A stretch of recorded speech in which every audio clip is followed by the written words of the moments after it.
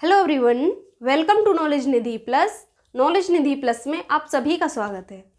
जैसे कि हमारा चल रहा है अर्थालंकार, और अर्थालंकार में हम पढ़ रहे हैं अर्थालंकार के भेद, जिसमें हमने पिछले वीडियो में 3 भेद पढ़ लिए।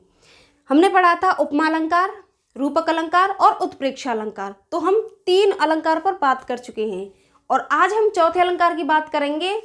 चौथा है हमारा मानवीकरण अलंकार। तो मानवीकरण अलंकार से संबंधित अगर हम बात करें तो क्या है, मानवीकरण अलंकार है जो हमारा, इसमें क्या है, मानवीकरण अलंकार के बारे में सर्वाधिक वर्णन किसने किया है? सुमित्रा नंदन पंत, ये कवि हैं, इन्होंने सबसे ज़्यादा किस पर बात की है? मानवीकरण अलंकार पर। जो हमारे सुमित्रा नंदन पंत हैं, इनको प्रकृति का सुकुमार कवि कहा जाता है। तो पंत जी ने क्या किया है? मानवीकरण अलंकार का सर्वाधिक प्रयोग किया है, क्योंकि ये प्रकृति से संबंधित क्या अपनी रचनाएं रचते हैं और प्रकृति को कनेक्ट करते हैं मानवीय क्रियाओं से। तो इसलिए सुमित्रानंदन पंत जी सर्वाधिक प्रयोग करते हैं किसका? मानवीकरण अलंकार का, और इनको कहा जाता है प्रकृति का सुकुमार कवि। ऐसे ही मानवीकरण अलंकार का संबंध किससे? श्रृंगार रस से एवं प्रकृति रस से होता है। तो इसमें मानवीकरण जो अलंकार है, इसमें हम प्रकृति की जो नेचुरल जो चीज़ें होती हैं, उनको हम क्या करते हैं, मानव के स्वभाव से या व्यवहार से उनको उनकी तुलना कर देते हैं या उनके जैसा बता देते हैं। तो वहाँ हो जाता है हमारा मानवीकरण अलंकार। और जो हमारे पंत जी हैं, ये करते हैं प्रकृति पर सबसे ज़्यादा रचना रचते हैं। तो प्रकृति जब क्या होती है, जैसे कलियां खिली, फूल मुस्काए, बादल आए, ये सब क्या होता है? जब कहीं मिलन होता है, खुशी का भाव होता है, तो वहाँ क्या होता है? रस की बात की जाए तो वहाँ हो जाता है श्रृंगार रस, और श्रृंगार रस की बात होती है इसमें मानवीकरण अलंकार में। तो इसका संबंध किसका? मानवीकरण अलंकार का संबंध होता है श्रृंगार रस से और प्रकृति रस से। आप इतना याद रखें, ठीक। और जो सुमित्रानंदन पंत जी हैं, इनको प्रकृति का सुकुमार कवि कहा जाता है। ये पूछा भी जाता है, ठीक। बताइए, प्रकृति का सुकुमार कवि किसे कहते हैं?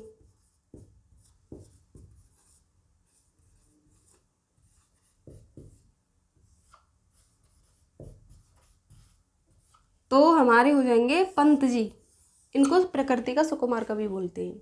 बात करें अगर मानवीकरण की परिभाषा की, तो मानवीकरण की परिभाषा क्या है? जहां मानवीय क्रियाओं को प्रकृति के योग में स्पष्ट किया जाता है, वहां पर मानवीकरण अलंकार होता है। इसे उदाहरण से अच्छे से समझेंगे।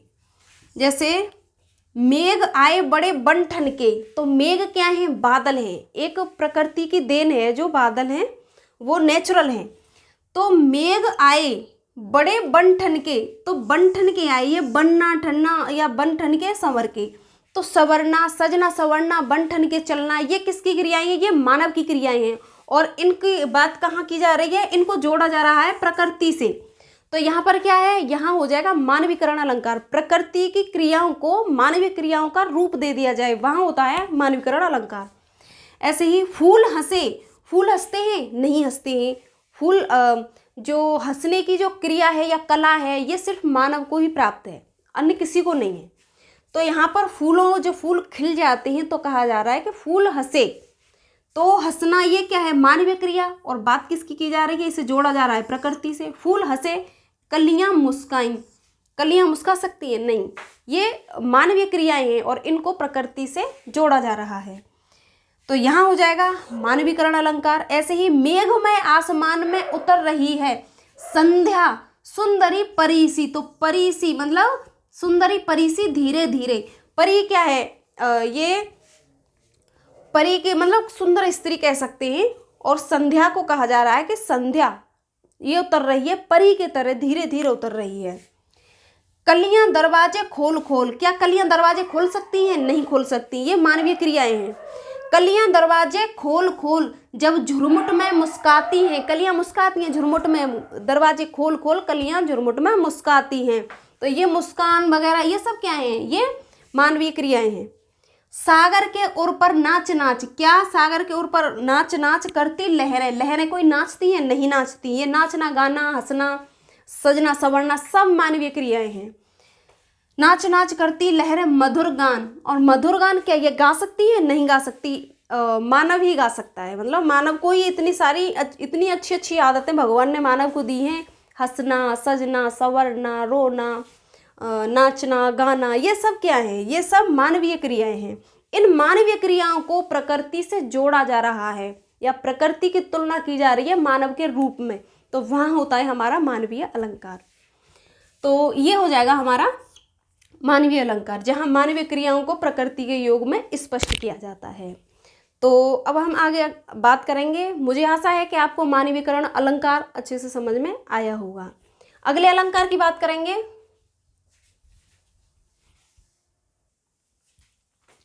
अगला है विरोधाभास अलंकार।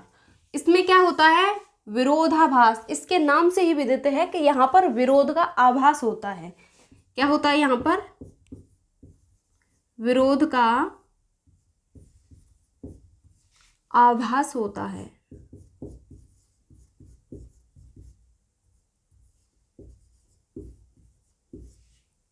ठीक, तभी तो इसका नाम है विरोधाभास, विरोध का आभास।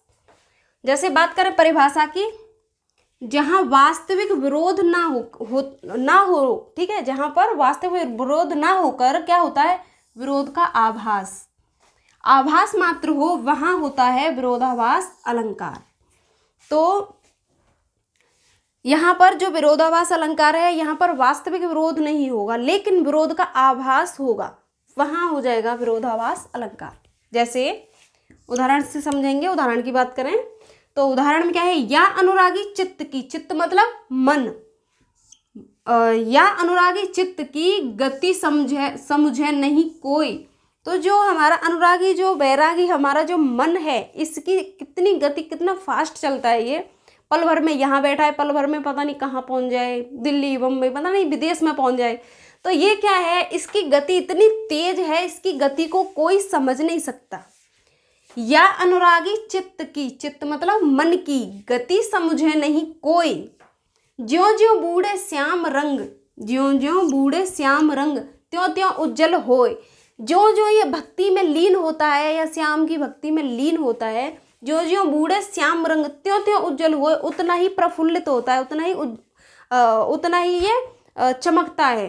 तो ये होता है हमारा मन है। आप जहाँ पर इस मन को जिधर लगाएंगे उधर ही अच्छा काम करेगा। हम अगर इसको भक्ति में लगाएंगे तो भक्ति में जितनी हम भक्ति करेंगे या हम जितना ज्ञान प्राप्त करेंगे तो उतनी ही हमें चमक महसूस होगी अपने मस्तिष्क में, अपने व्यक्तित्व में। तो ये क्या है? चित्त की बात हो रही है यहाँ पर। या अनुरागी चित्त की गति समझे नहीं कोई, ज्यों ज्यों बूढ़े श्याम रंग, त्यों त्यों उज्जवल होए। अगर बात करें इसके स्पष्टीकरण की, इस उदाहरण के स्पष्टीकरण को कैसे समझेंगे, स्पष्ट करेंगे इसको। यहाँ काले रंग, काले रंग में क्या है? डूबने से उज्जवल, काले रंग में डूब रहे हैं, कृष्ण की भक्ति में डूब रहे हैं, तो क्या है? उज्जवल हो रहे हैं। एक तो काला रंग है और काले रंग में डूबने में काला होगा इंसान, उज्जवल थोड़ी ना होगा। तो ये क्या है? विरोध हो रहा है यहाँ पर। यहाँ काले रंग में डूबने से उज्जवल होना, ये क्या है? विरोध का कथन है। परंतु इस विरोध का परिहार हो जाता है तब भक्त ज्यों ज्यों, भक्ति की बात हो रही है, भक्त ज्यों ज्यों कृष्ण के प्रति क्या करता है? अनुराग करेगा, त्यों त्यों उसमें सात्विक भाव यानी अच्छे गुण आएंगे, सात्विक भाव भरता है। सात्विक मतलब सत्य का भाव या भक्ति भाव, ये सब भरता है। तो यहाँ इस तरीके से हो जाता है विरोधाभास। वास्तविक विरोध नहीं किया जाता लेकिन विरोध का आभास होता है, वहां पाया जाता है विरोधाभास अलंकार। अब बात करेंगे अगले अलंकार की। छठवां अलंकार है हमारा संदेह अलंकार। इसमें क्या है? इसमें संदेह बना रहता है, यहाँ संदेह का भाव प्रकट होता है, वही संदेह अलंकार होता है। बात करें इसकी परिभाषा की, जहां किसी वस्तु को देखकर क्या हो? संशय या फिर संदेह बना रहे, या कुछ निश्चय ना हो। निश्चय ना होगा तो कुछ संशय ही होगा, संदेह ही होगा, वहाँ संदेह अलंकार होता है। तो इसमें क्या है? संदेह अलंकार में शुरू से अंत तक संशय ही बना रहता है, इसमें शुरू से अंत तक संदेह ही बना रहता है, तो वहाँ हो जाता है संदेह अलंकार। जैसे बात करें परिभाषा उदाहरण की, तो इसमें है यह मुख है या चंद्र है। यहाँ पर कुछ डिसाइड नहीं कर पा रहे हैं कि ये मुख है या चंद्र है, क्या है ये समझ में नहीं आ रहा है। या लगाए ना, ये मुख है या चंद्र है, कंफ्यूजन में पड़े यहाँ पर। तो यहाँ पर क्या है, संदेह है, यहाँ पर संशय प्रकट हुआ है, तो ये हो जाएगा आपका संदेह अलंकार। ऐसे ही दूसरे की बात करें उदाहरण की, तो जैसे सारी बीच नारी है कि, समझ में नहीं आ रहा, सारी बीच नारी है कि नारी बीच सारी है, कि सारी ही की नारी है कि नारी की ही सारी है। तो इसमें क्या है, पता नहीं चल पा रहा है, यहाँ पर संदेह बना हुआ है। सारी बीच नारी है कि नारी बीच सारी है, कि सारी ही की नारी है कि नारी ही की सारी है। तो यहाँ पर देखिए क्वेश्चन मार्क लगा है, तो यहाँ पर कुछ निश्चय नहीं है, यहाँ पर संशय बना हुआ है, संदेह है यहाँ पर, इसीलिए यहाँ पर हो जाएगा संदेह अलंकार। तो संदेह अलंकार में क्या होता है, किसी वस्तु को देखकर हमें क्या लगे, यहाँ पर उसमें हमें संशय पैदा हो, संदेह हो, हम कुछ डिसाइड ना कर पाएँ कि ये क्या चीज़ है, एग्जैक्ट पता ना चले कि ये क्या है, तो वहाँ पर होता है संदेह अलंकार। और इसमें संदेह अलंकार में शुरू से अंत तक इसमें संदेह पाया जाएगा। जैसे उदाहरण से बात की, यह मुख है या चंद्र है, ये सारी बीच नारी है कि नारी बीच सारी है, सारी ही की नारी है कि नारी ही की सारी है। तो इस तरीके से ये उदाहरण हो जाते हैं। तो ये रहे हमारे कुछ अलंकार। अब बाकी के अलंकार जो बचे हैं उन पर हम चर्चा करेंगे अगली क्लास में। तो आज के लिए बस इतना ही, फिर मिलते हैं अगली वीडियो में। जब तक के लिए नमस्कार।